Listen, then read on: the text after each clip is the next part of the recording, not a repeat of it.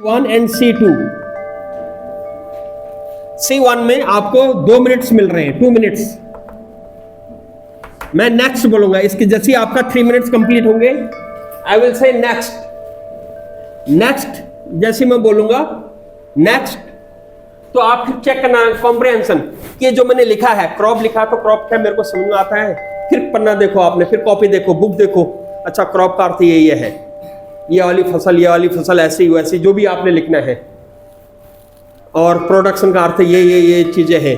ये क्लियर हो गया। क्रॉप के बारे में बुक में क्या क्या दे रखा है वो आपने 2-3 बार देख लिया, वो कॉम्प्रिहेंड करना है, समझना है, वो पेजेस को यहाँ पलटना है। अगर कोई चीज मिस हो रहा है तो उसको आपने दोबारा लिख लेना है, वहां पर एक एरो खींच के दोबारा लिख लेना है।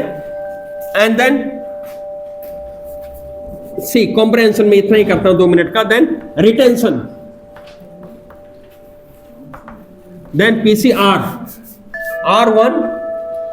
R1 and R2।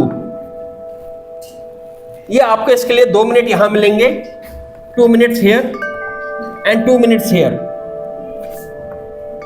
2 minutes here.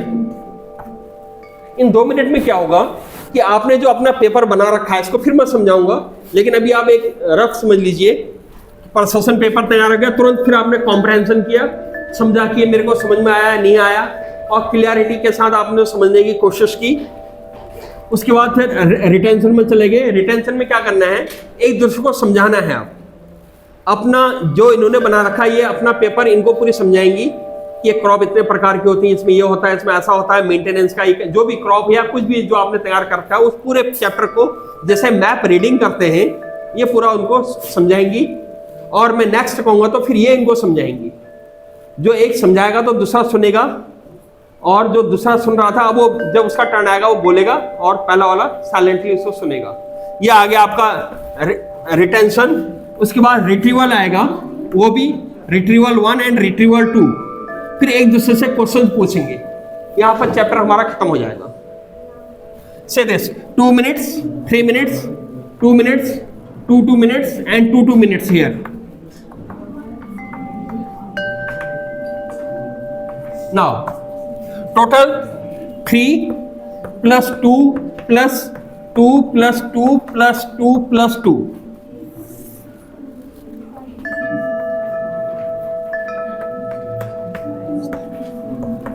13 minutes.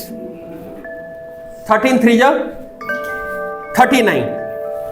Is it fine? 40 minutes में आपके 3 चैप्टर तैयार हो रहे हैं। Are you understanding me? Yes. So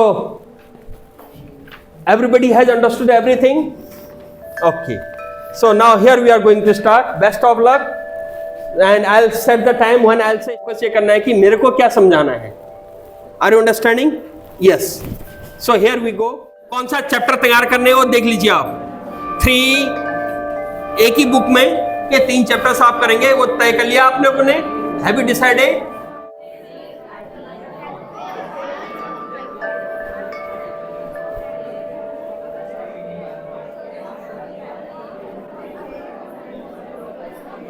minute बचा है, केवल 1.5 मिनट बचा है। Yes, very good, very good.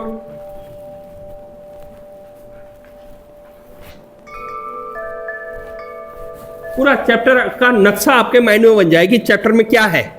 इस चैप्टर में यह है, यह है, यह है, यह है, यह है, यह है, जो मैं परसेप्शन की बात मैंने शुरुआत में की थी, दैट थिंग। चैप्टर कहाँ शुरू हो रहा है, चैप्टर क्या कहना चाह रहा है, चैप्टर क्यों बता रहा है, चैप्टर में किस तरह के एग्जाम्पल है, उसको हम अपने रियल लाइफ से कैसे कनेक्ट कर सकते हैं, चैप्टर के एंड में किस तरह के क्वेश्चंस हैं, क्या आपके पर्सन पेपर में वो सब आ गया है, ये आपने चेक करना है। Now you are left with 45 minutes, 45 seconds.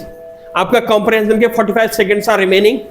जैसे एक, yes please, speed speed speed, good, speed speed.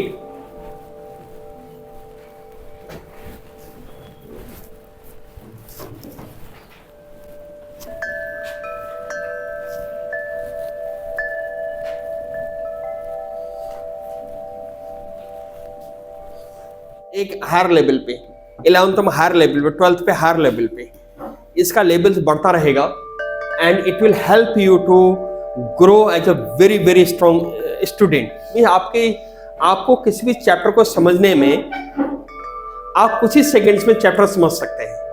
इतना आपकी ब्रेन की जो कैपेसिटी है उतनी ज़्यादा आपकी बढ़ती रहेगी। और आपने इसको, you have to utilize this thing for your revision task. अब आपके पास 3-4 चीज हो गया, how to do self study, how to study in group pair, and how to do group study, and how to focus into studies, concentrate into studies. तो घर में आप जब जाते हैं तो 3 घंटा बैठने की एक्सरसाइज क्लास 8th के बच्चे को आनी चाहिए कि how to study for 3 hours. आपने एक वाटर बॉटल रखना है या कोई लिक्विड सा कुछ रखना है, सूप या जूस, कोई भी चीज़ आप रखें घर में टेबल में। अपना जिस चैप्टर को करना है उस चैप्टर को आप खोलें, उसका क्वेश्चन पेपर तैयार करें, अंडरस्टैंडिंग तैयार करें, एक्सप्लेनेशन अपने आप ही को खुद को एक्सप्लेनेशन दो, अपने आप से क्वेश्चंस पूछो। So this will improve your, आप 1 घंटे में आप करीब करीब ये लगा लीजिए कि आप 5 चैप्टर्स रिवाइज कर सकते हैं, and you will be able to understand everything. उस 1 घंटे में आपका माइंड यहाँ वहाँ डिस्ट्रैक्ट नहीं होगा। हमारा माइंड तब डिस्ट्रैक्ट होता है जब हम अपने माइंड को ये लिबर्टी देते हैं कि तू जितना स्लो सोच सकता है उतना स्लो सोच, और तू जो कुछ सोचना चाह रहा है वो सोच। जब हम ये लिबर्टी अपने माइंड को देते हैं, वो हम माइंड को अपने लिबर्टी दें न दें, मेटा कॉग्निशन जैसे कहते हैं, जैसे बहुत बुजुर्ग लोग समझाते हैं कि अपने मन की लगाम अपने हाथ में होनी चाहिए, दैट इज मेटा कॉग्निशन, कि हमें तय करना है कि हमारा दिमाग कैसे सोचेगा।